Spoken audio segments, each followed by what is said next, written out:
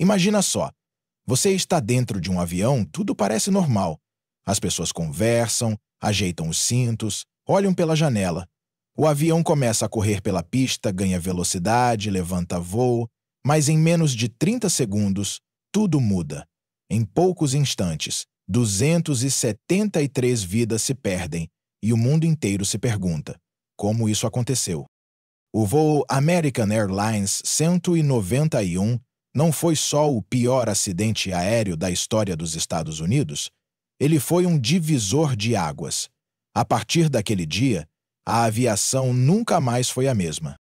Hoje eu vou te contar essa história. Mas não só os fatos. Vou te mostrar o que aconteceu minuto a minuto, o erro que ninguém viu chegando e como uma tragédia como essa ajudou a salvar milhões de vidas no futuro. Antes de iniciarmos, verifique se você está inscrito no canal. Há muitos vídeos fascinantes vindo por aí. Parte 1. O voo que nunca voltou. Era uma sexta-feira ensolarada, 25 de maio de 1979. O aeroporto Harry, em Chicago, estava cheio de gente indo e vindo. Famílias, empresários, turistas, todos correndo com suas malas, ansiosos por embarcar rumo ao fim de semana prolongado. O clima era tranquilo, quase festivo. No portão designado, passageiros do voo 191 da American Airlines começaram a embarcar. Era um voo comum, com destino a Los Angeles. As pessoas riam, conversavam, ajeitavam os cintos de segurança. Ninguém fazia ideia de que estavam prestes a entrar para a história do maior desastre aéreo dos Estados Unidos. Às 15h02, o enorme McDonnell Douglas DC-10 se alinhou na pista. 3 motores poderosos rugiram, acelerando aquela máquina colossal pela pista até ganhar velocidade suficiente para sair do chão. Em segundos, o avião estava no ar, mas algo horrível aconteceu menos de 30 segundos depois da decolagem. Sem aviso, o motor esquerdo simplesmente se soltou da asa. Imagine um carro perdendo uma roda em alta velocidade, só que no céu. O motor foi lançado sobre a asa, arrancando parte dela e destruindo componentes críticos. O avião ainda estava baixo demais, apenas a poucos metros do solo. Dentro da cabine, os pilotos sentiram o impacto. Mas o que aconteceu a seguir foi ainda pior. Os sistemas automáticos começaram a falhar. O avião virou ligeiramente para a esquerda e começou a se inclinar, cada vez mais, até entrar em um movimento conhecido como ESTO, quando ele perde sustentação e cai como uma pedra. Do lado de fora, pessoas que estavam nas ruas próximas olharam para o céu e viram um dos cenários mais apavorantes de suas vidas. Um avião de passageiros caindo inclinado em direção ao solo, em chamas, com uma fumaça escura rasgando o céu azul de Chicago. Às 15h04, o DC-10 atingiu o solo com uma força brutal, colidindo com um hangar de armazenamento de automóveis e explodindo em uma bola de fogo que podia ser vista de quilômetros de distância. Todas as 271 pessoas a bordo morreram instantaneamente. Mais 2 pessoas em solo também foram mortas. O chão tremeu. Os bombeiros correram, mas não havia nada a fazer. Só cinzas, destroços retorcidos e um silêncio sepulcral que contrastava com o caos de minutos antes. E assim, em menos de 1 minuto após a decolagem, o voo 191 desapareceu. Um dia que começou com céu claro e sorrisos terminou com tragédia, fumaça e lágrimas. Parte 2. Vozes silenciadas no céu.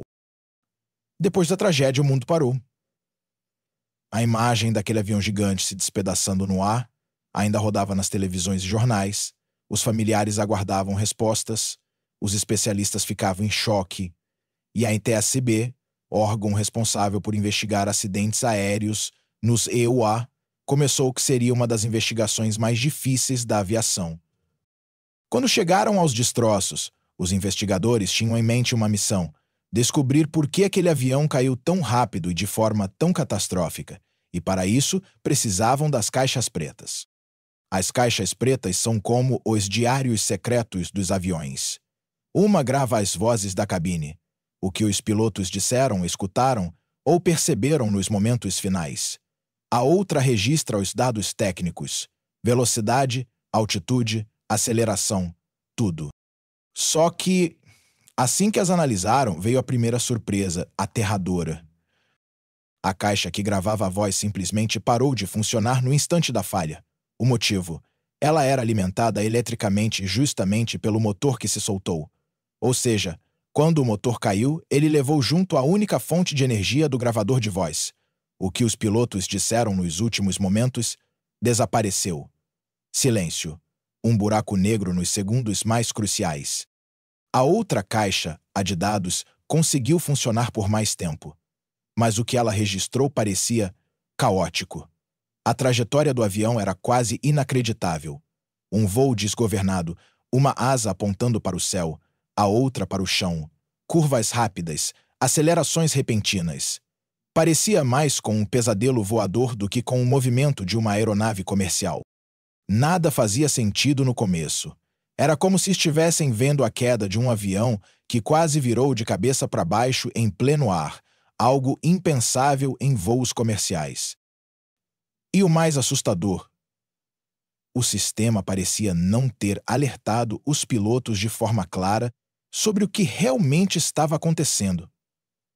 Eles sabiam que havia um problema, mas não tinham ideia da gravidade. O quebra-cabeça tinha começado e as peças principais estavam faltando ou quebradas. Parte 3. A morte começou no chão. Enquanto os investigadores da NTSB vasculhavam cada parafuso retorcido, cada pedaço do avião espalhado pelo solo de Chicago, algo começou a se destacar entre os destroços.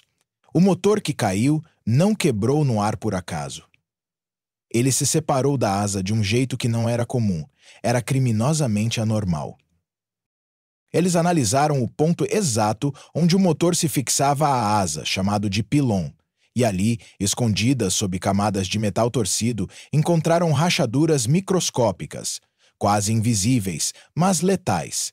Essas pequenas fraturas eram como veias de estresse acumulado, sinais de que algo errado já estava acontecendo muito antes da decolagem. E foi aí que descobriram o golpe mais cruel da tragédia.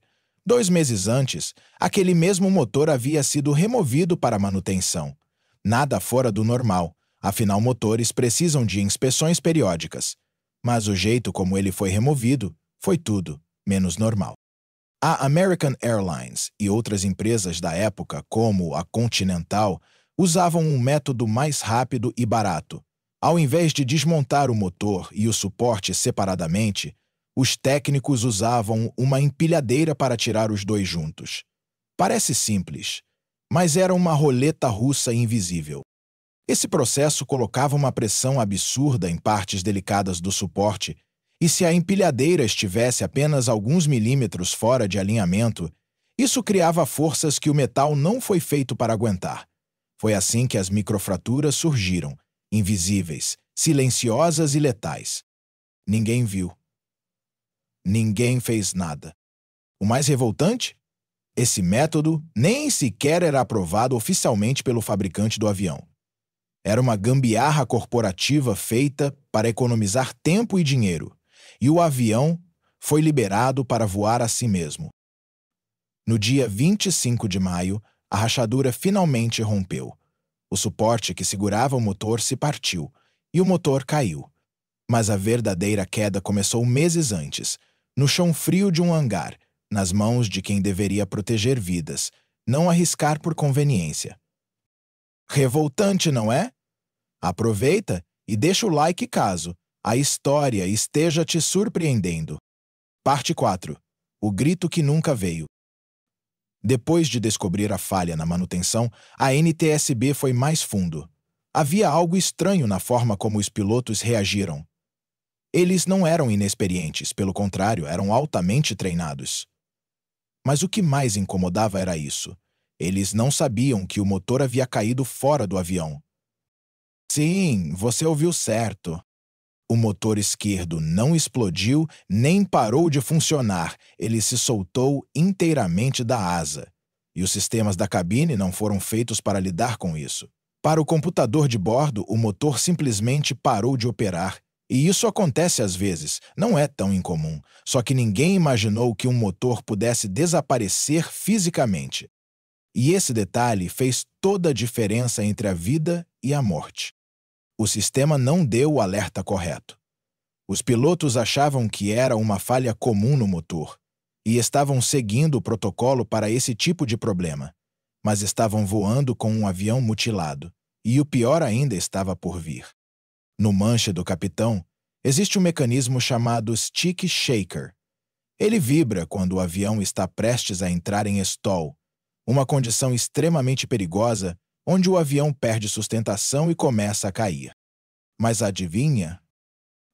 O stick shaker do capitão era alimentado pelo motor que caiu. Então, ele nunca chegou a vibrar. Nunca avisou. O aviso ficou silencioso, como um grito sufocado pela falha elétrica. O copiloto até recebeu o alerta. O stick shaker dele funcionou por alguns segundos.